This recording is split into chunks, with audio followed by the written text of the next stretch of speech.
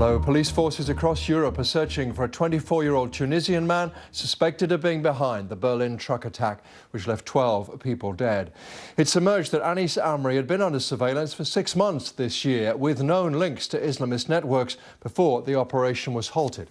German officials say he may be armed and dangerous. They've offered a substantial reward for information leading to his arrest. Our correspondent Jenny Hill reports from Berlin.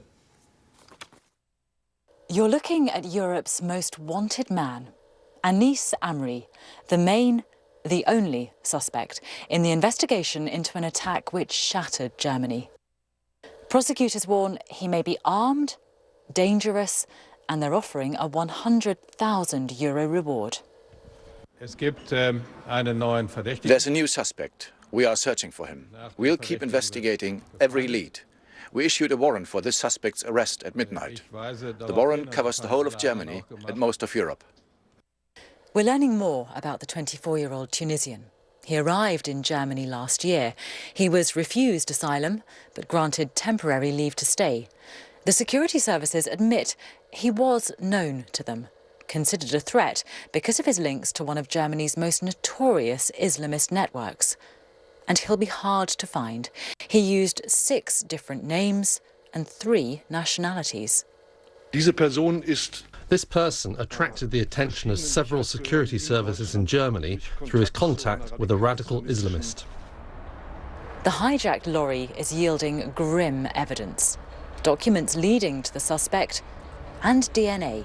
It's thought Amri fought with the man who should have been behind the wheel before shooting him dead.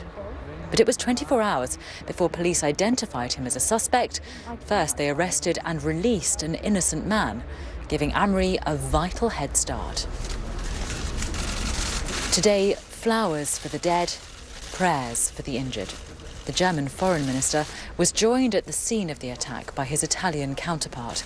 Among those missing and feared dead, Fabrizia Di Lorenzo, who comes from L'Aquila. Dalia El-Kayam, who's from Israel, also hasn't been seen since the attack. Her husband Rami is seriously ill in hospital. A time perhaps for faith. Tonight, a spontaneous gathering at a Berlin synagogue. The ceremony was extremely important because this attack was not an attack on Berlin or on Germany.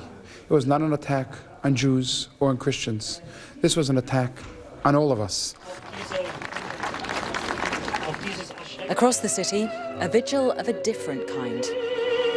The attack, the arrest warrant have reignited a national debate. The anti-immigrant party Alternative für Deutschland blame Angela Merkel and her refugee policy for this attack. So does Geert Wilders. The far-right Dutch politician posted this picture today, the German Chancellor's hands covered in blood. Do you blame Angela Merkel for what happened? Angela Merkel ist eine sehr humanistisch denkende Frau. Angela Merkel, she says, is a humanitarian woman. She did the right thing a year ago. No one could know this would happen. We are a free world, and if we want to stay free, things like this will happen. This country feels nervous. Extra security for Christmas markets. After all, Amri is still at large. But this investigation does now have a face and a focus. That is, for some here perhaps, a little light in the darkness. Jenny Hill, BBC News, Berlin. I spoke just now to Mike Pregent from the Hudson Institute. He was an intelligence officer and foreign fighter analyst with US Central Command. I said it's difficult to understand how Anis Amri wasn't identified as a suspect when he was well known to the authorities. Right. It seems like he's the one guy that should have been off the streets and been in some sort of temporary detention before he was sent back to Tunisia. So it is interesting that he's one of 550 now individuals in Germany that the law enforcement and intelligence agencies are tracking. Is it possible, too, that there's too much focus on the threat of a massive planned big-scale attack, not enough perhaps on these relatively low-level, low-tech, apparently random attacks which can cause just as much terror? Well, that's the problem. If an individual is willing to kill and doesn't mind being killed in the process, it's very difficult to stop. This individual, like we found out with other cases, law enforcement was aware of this individual. What's interesting about Anis here is that he wanted to survive the attack. He fled the scene. He didn't martyr himself.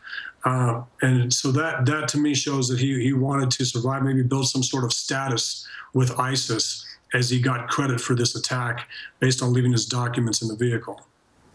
It wasn't necessarily a help, I suppose, too, or it isn't always necessary help when people get information from the police get information from the public that is misleading, that may well have happened after this attack. Yeah, the Pakistani that was detained allowed Anis Amri to actually move about, but it may have also been a police tactic where they say that they have somebody in custody, hoping that he actually makes a mistake when he thinks that the heat is off of him. So we don't know yet whether he took advantage of this or whether the police actually got some tips based on him thinking that the police had their man. Very difficult for people to have confidence, isn't it, if we know that police are having such trouble tracking possible suspects. It's very difficult to know what they can do. Well, they had him under surveillance, and they dropped the surveillance.